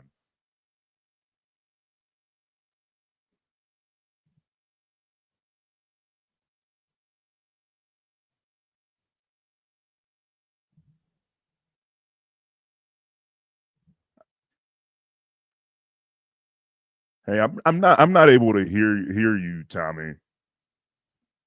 I think there we go. Can you hear us now? Yep. Okay, sounds good. Has anything changed in your regard with what the Chiefs need to attack in the draft? I know that's been a topic of conversation ever since we've had you on the show since the season ended. But any kind of priority changes?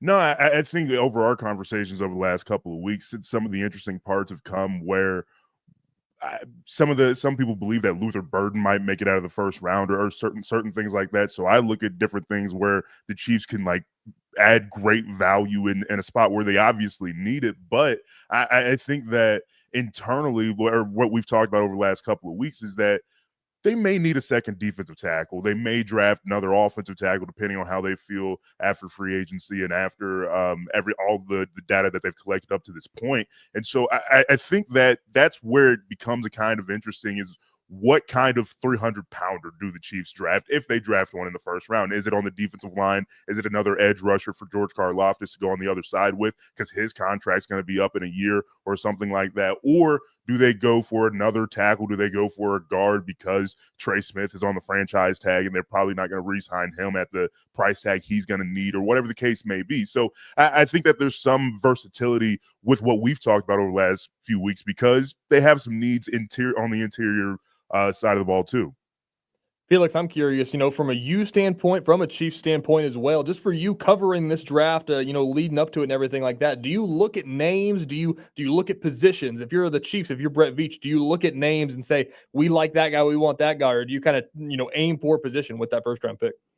I think it's kind of interesting, especially with the Chiefs, because and I did a podcast with an Eagles guy last week, and it was in the same vein of like, who really makes this roster of they have guys just about everywhere. Obviously, we know the Chiefs, they need a left tackle, but you're probably not going to get a premier one in the first round at 31. You're probably not getting a premier defensive tackle or edge rusher at 31 either. And so you're trying to plug and play, figuring out where you can plug those holes, but also trying to figure out who's worthy of being drafted 31 or 32 or whatever the case may be. And that's why we've seen Kansas City trade out of these late round spots and trade around and up and whatever the case may be, because that's such a weird spot to be in, because after the first 10 or 15 picks in any given draft, the next 40 players are kind of the same. And especially in this year's draft where there's not that many quarterbacks at the very top and not that many quarterback needy teams, a lot of these players that are going to be contributors are going to get drafted early on, and you're going to see Travis Hunter, who's a corner who probably could be going 10 overall in any other year.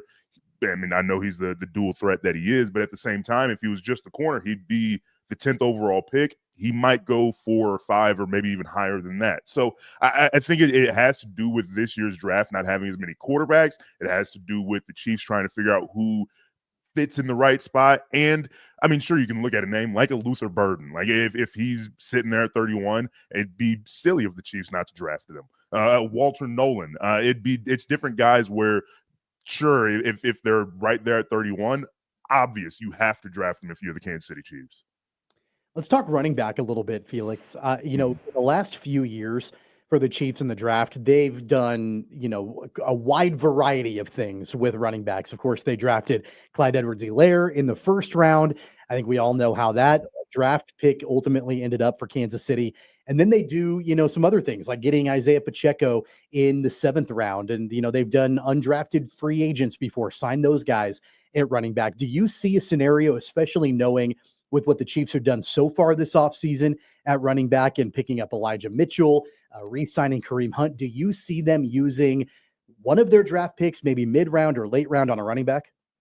Well, I think it's pretty interesting. If you look at, we've talked about how the Chiefs should just start running the football more. I mean, it just seems something pretty obvious. But if you look at Andy Reid and over the course of his coaching career, basically, if you're not Brian Westbrooks, LaShawn McCoy, young Kareem Hunt, you're not getting the ball as much, at least as a running back in a traditional running game. And it's just not going to happen unless you are one of these generational type talents. And so to me, it's like, why not spend a higher draft round pick on that? Whether it's in the 1st round, and I'm sure Ashton Genty's not falling all the way to 31.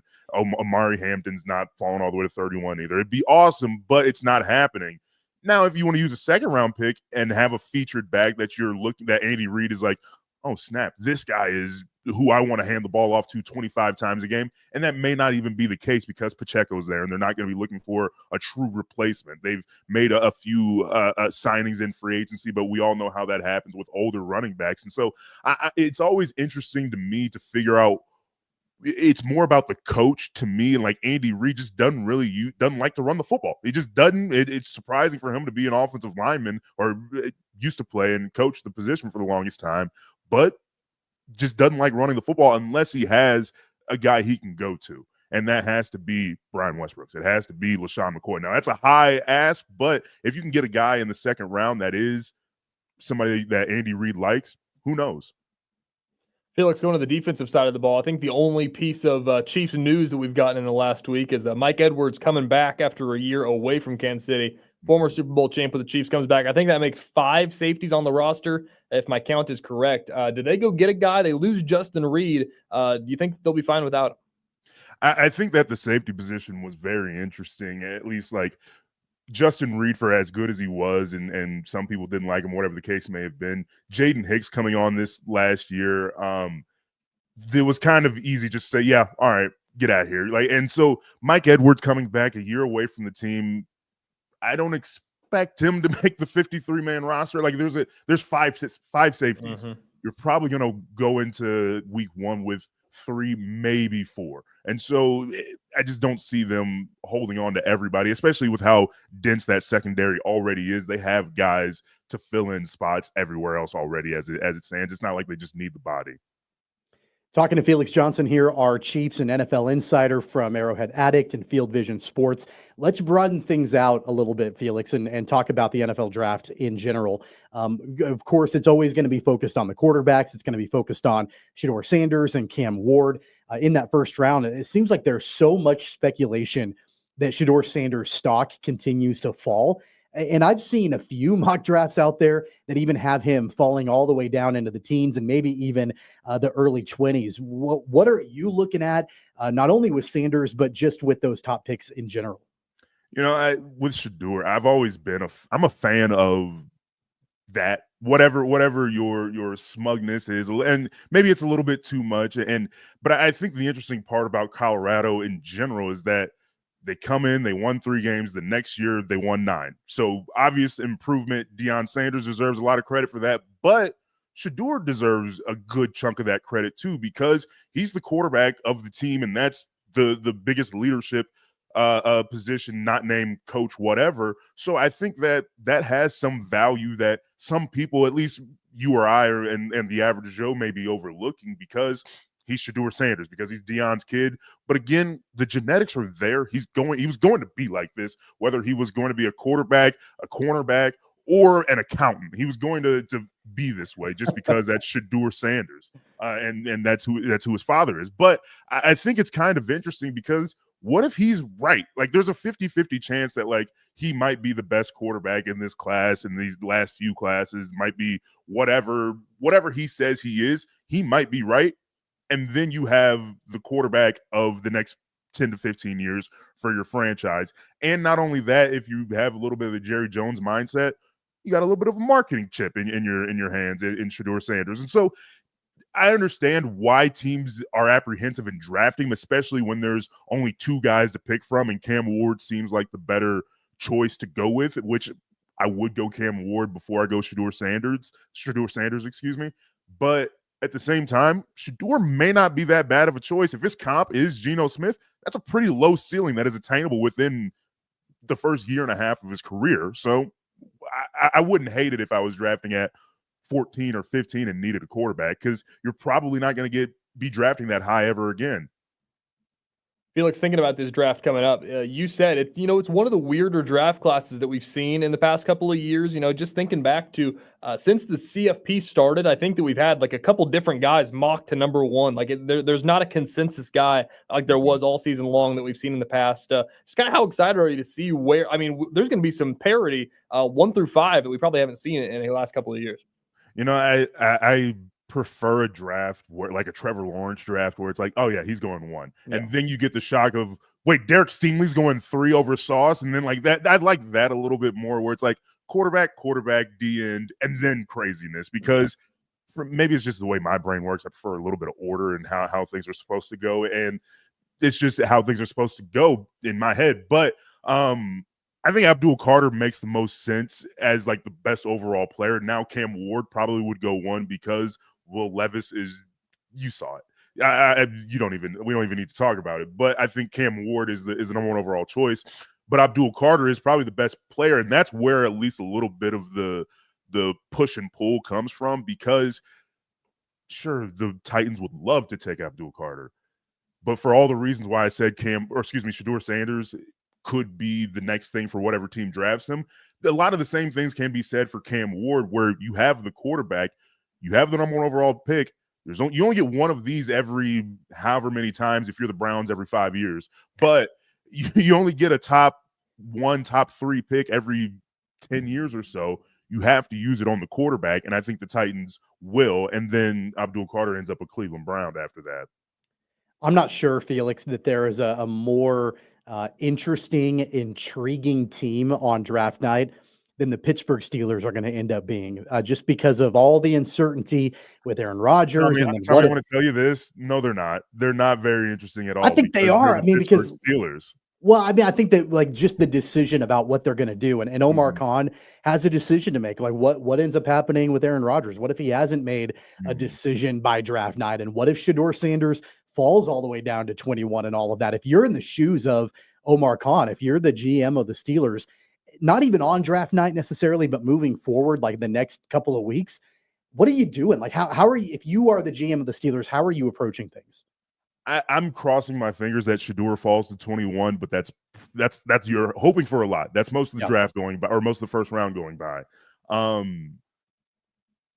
Here's the thing. I don't even know what the decision will be. It's going to be the most boring one, and it's going to be the safest one, because that's what Mike Tomlin does. I mean, unfortunately, that's what the case is, and that probably means bringing in Aaron Rodgers. They've been flirting for years, winking at each other and doing whatever, but that makes the most sense from he's an older quarterback. He can do things in a certain way. And in fact, Aaron Rodgers prefers things specifically exactly how he likes them.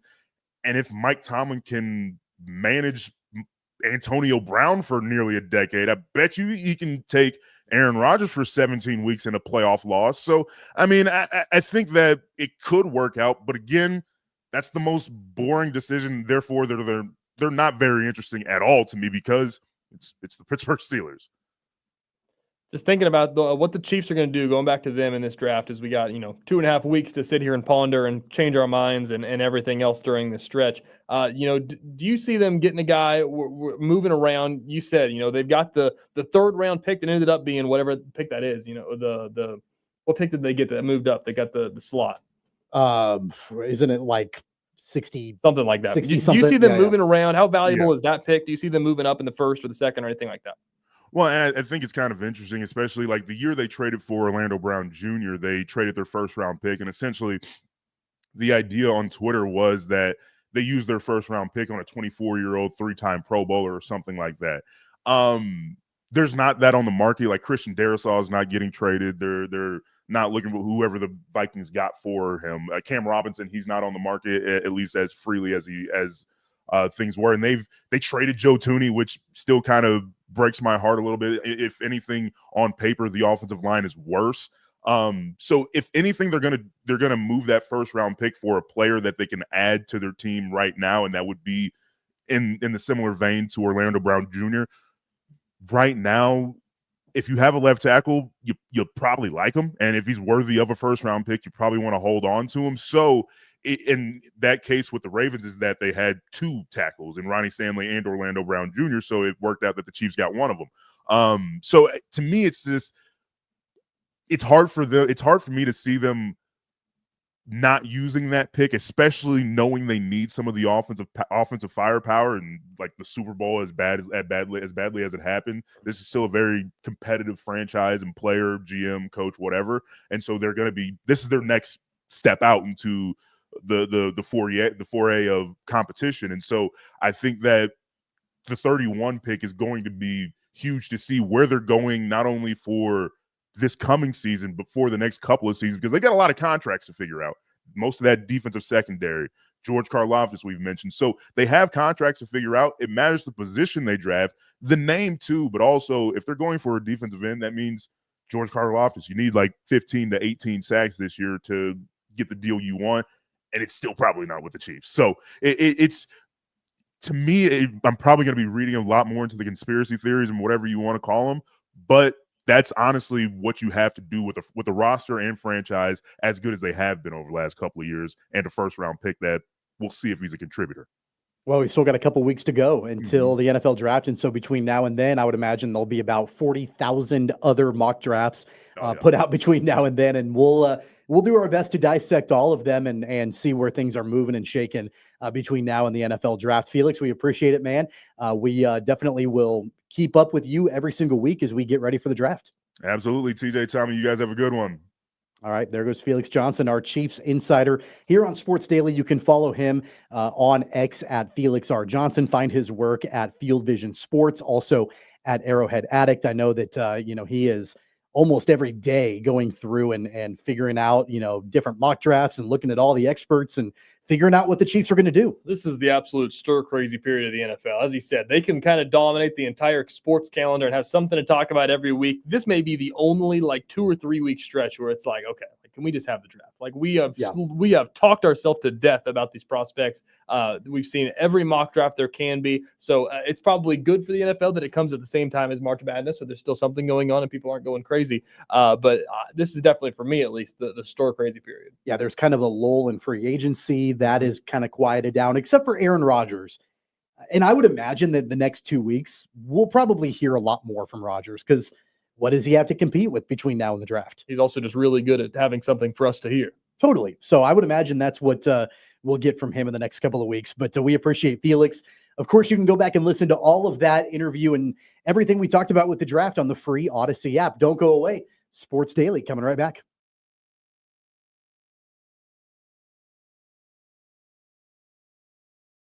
66 counties, 4 regions, and 1 weather team that you can trust. Find Storm Team 12 every weekday at 5:30 on the KSCW. Whatever the weather and wherever you are, Storm Team 12 is zooming in, going zone by zone to give you a more in-depth look at the forecast and some science behind the storms so you know more.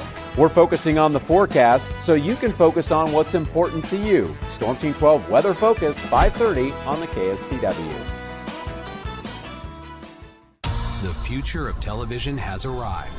Next Gen TV is here with stunning video, movie theater quality sound, enhanced voice clarity, and interactive features, all upgradable for the future. Learn more at watchnextgentv.com. Sometimes people tell us, I don't get it, it's just tea. But let me tell you, we are so much more than just tea.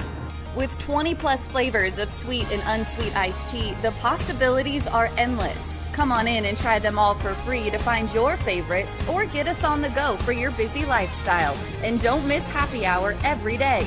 So the next time someone tells you it's just tea, tell them to come by and find out why we say, drink tea, be happy. It's the canvas of our imagination. They tell a story. Clouds affect the events of your day.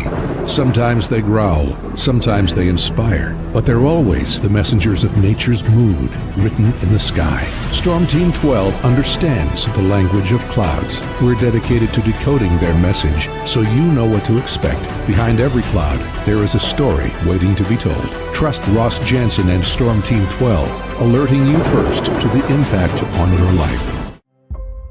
When you need help, remember, you're not alone. We are here.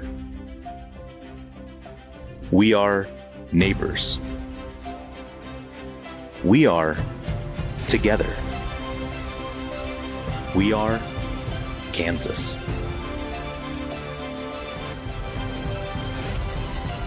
We are 12 News. What is GMFB overtime? It's Peter, Jamie, Kyle, and Akbar breaking down the NFL 5 days a week. It's okay to be excited. It's this, that, and a whole lot of It's football for everyone. Weekdays at 10 a.m. on KSCW. Are following a breaking update. Every day, all day, stream the stories that have you talking near and far. Whoever is behind the wheel of this bus is not stopping. From hundreds of local reporters and meteorologists spanning the country. Chaos here this morning at the UW campus. Search LNL for the all-new Local News Live streaming app. Make yourself known now. 310-01 in traffic pursuit. Oh my God, here. Investigate TV Plus begins with real people. We investigate stories that impact you And inspire change every day. Something is broken. Real problems Why are they hiding it? and real solutions. My daughter was dying in front of me. What was your reaction when he said that? Investigate TV Plus, weekdays at 3:30 p.m. on KWCH. Sometimes people tell us, I don't get it, it's just tea. But let me tell you, we are so much more than just tea. With 20 plus flavors of sweet and unsweet iced tea, the possibilities are endless. Come on in and try them all for free to find your favorite or get us on the go for your busy lifestyle. And don't miss happy hour every day. So the next time someone tells you it's just tea, tell them to come by and find out why we say drink tea, be happy. Mornings are busy. We're here to make your mornings better. We report the stories that affect you. 3 more hospital lies from contaminated apple juice just a day after the FDA issue a recall. We're here to make your mornings better. Closing east and westbound lanes of K96 for repairs. With 12 News, you're prepared for your whole day. Scattered thunderstorms across the state into the afternoon. Stay a step ahead with 12 News this morning on KWCH and KSCW.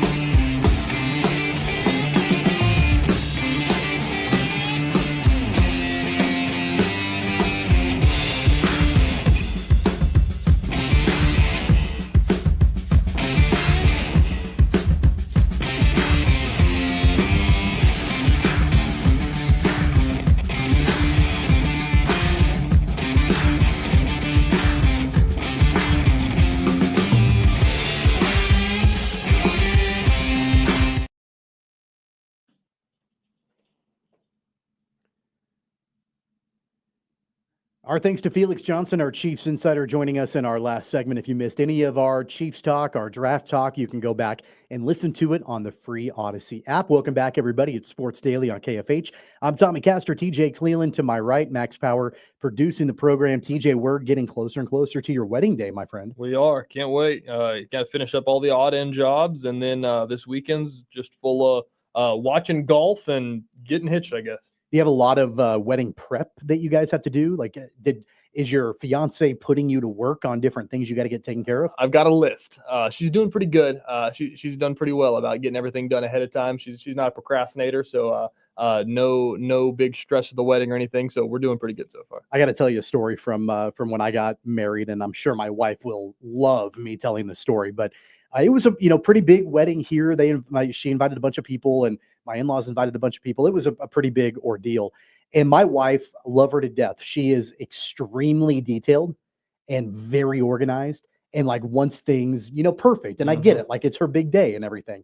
I would say probably a week before the wedding, maybe 3 or 4 days. I can't remember. She asked me to do some work for her to get ready for the wedding. And I know it's pretty standard. You've got people that are traveling in from out of town and you reserve a block of rooms at a hotel for them to stay in. And that's totally fine, totally normal. But she wanted like a gift bag for everybody in their hotel room when they show up and they stay. I'm like, okay, like that's a nice little touch. Like I'm good with that. And the job that she had me do was she was putting bottles of water in every single gift bag. And my job was to take off the Aquafina or Dasani label, and I had to put on our wedding label on the water bottles. And I did about 20 of them.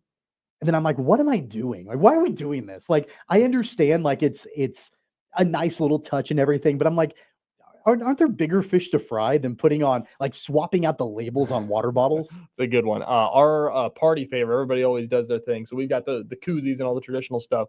We've got a big bowl of custom ball markers that have the wedding logo and the TJ and Gabby on this. I love that. Everybody that comes to the wedding gets a ball marker. Do you have like a specific wedding hashtag? No, we never were able to come up with one. They like the joke. Her last name is Sands. So for Christmas, they got me a sleeve of golf balls that said hashtag Sands trap me, like sand trap. Oh yeah, so I like that's that. the one that they like. That's a good one. Ours was what was it? Happily Ever Caster, I believe. Wow. Was They what it had was. hashtags when you got married, man. We're talking 10 years ago, so it wasn't X, it was Twitter still then. So it was the Twitter hashtag, back then. But man, I can imagine you're counting down the days and getting ready. We talked about it yesterday on the show that you're getting married on Masters weekend, which, look, I get it. I understand like that's when it was. But I think my only concern for you is 20 years down the line, your anniversary is always going to fall on Masters weekend for the most part, right?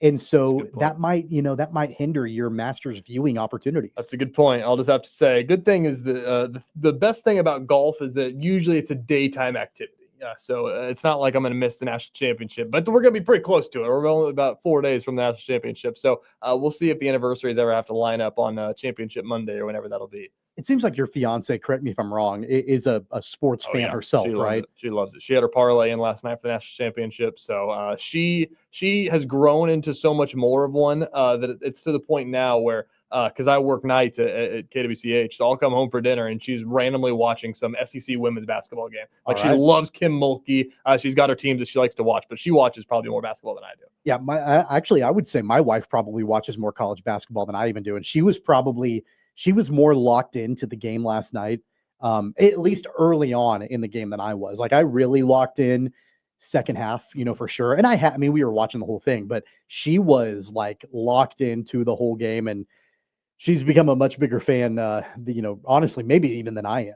Yeah, she does. She loves it. Especially the best part is for her birthday this past year, my parents got her a bunch of gift cards as her presents. And like one of them was for food, one of them was for shopping, and one of them was for fun. So she got a DraftKings gift card. So nice. she's learned how to make the parlays, but she won't get her own account. So she has to use my phone. But she's got it down. So she hit one on the Final Four. So she's doing pretty good. You mentioned parlays. Have you put your Masters bets in yet? Have you looked at futures for, winners and top 20s and that sort of thing? Not yet. I got it pulled up. I'm looking at it. I know 2 years ago, I believe, 2 or 3 years ago now, I got my John Rahm card in. So that one paid out really nice. Made a couple $100 off of John Rahm. But betting on golf is awesome. And this is the one to bet on that everybody watches the most. So it's that much more fun. And it's the one that's on television the most across all the channels.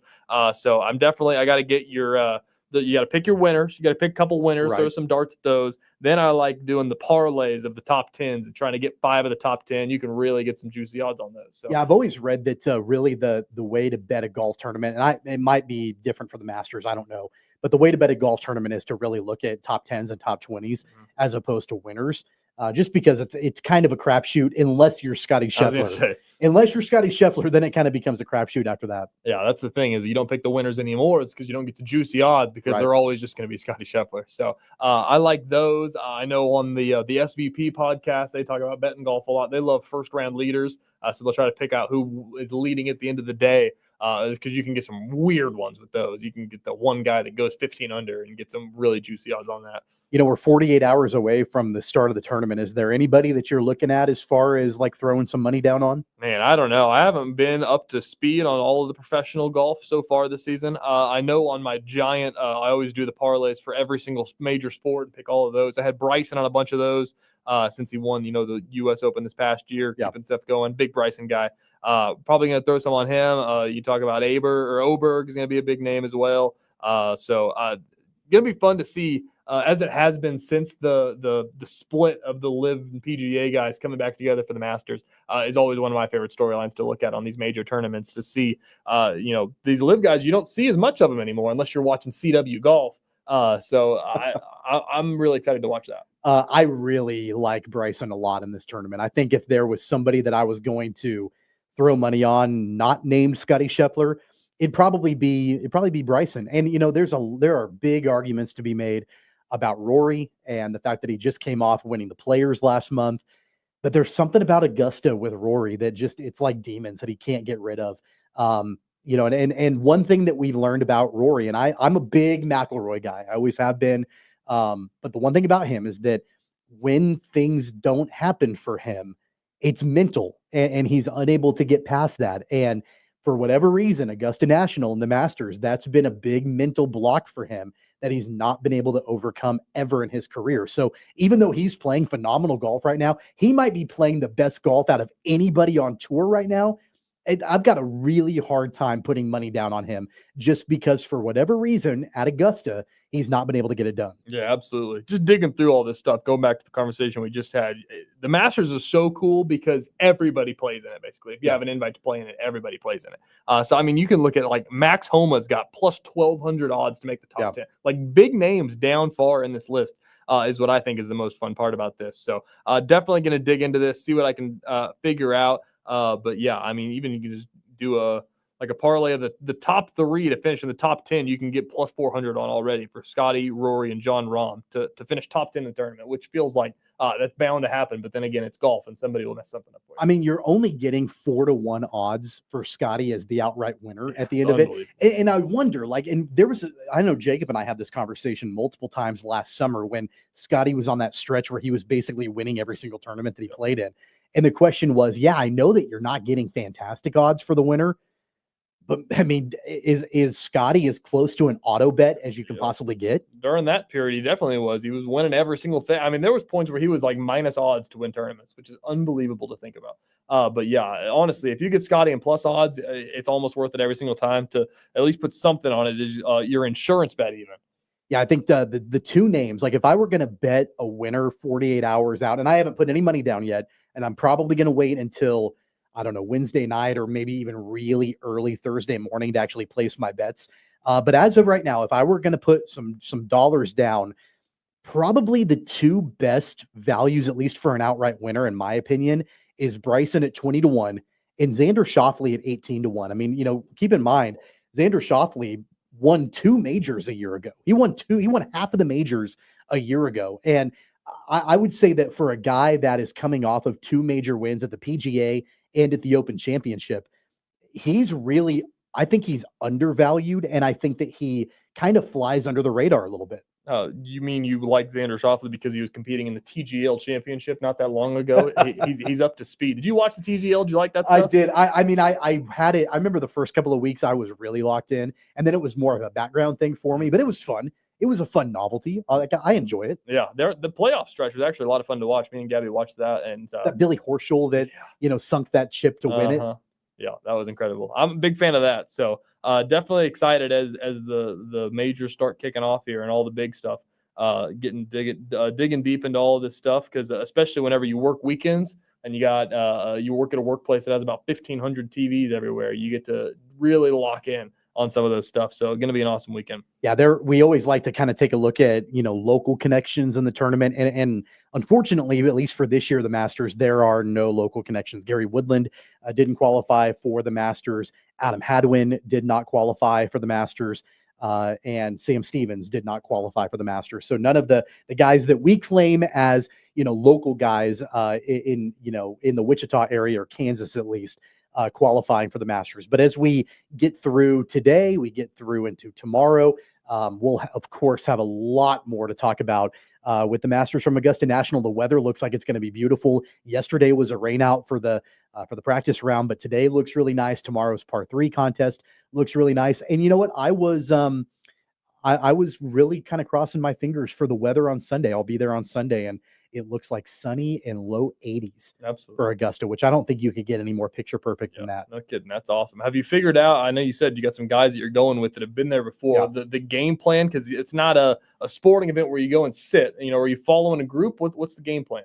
Well, I think that, so from what I've heard, you want to try to get there as early as humanly possible. So I think the plan is like try to get there at 5:30 in the morning, 6 o'clock in the morning.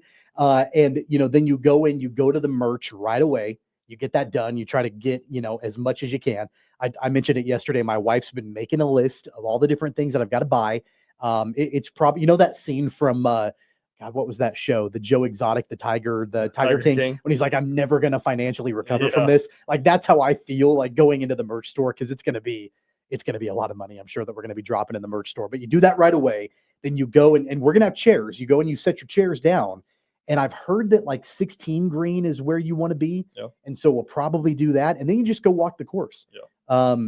Apparently the hilliness of the course, the TV doesn't do it justice, so it's pretty undulated. It's pretty hilly out there. So a lot of walking.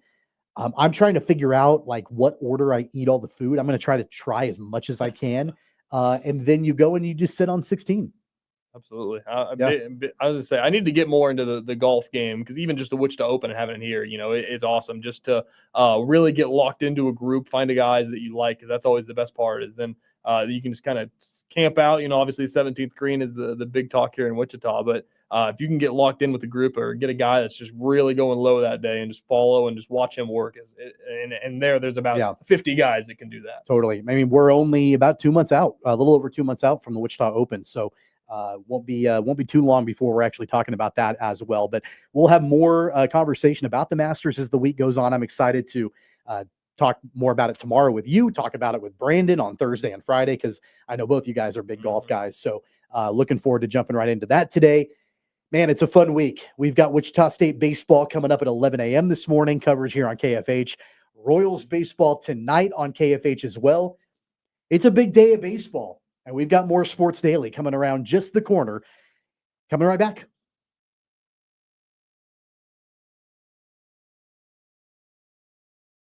"66 counties, 4 regions, and 1 weather team that you can trust." Find Storm Team 12 every weekday at 5:30 on the KSCW. Whatever the weather and wherever you are, Storm Team 12 is zooming in, going zone by zone to give you a more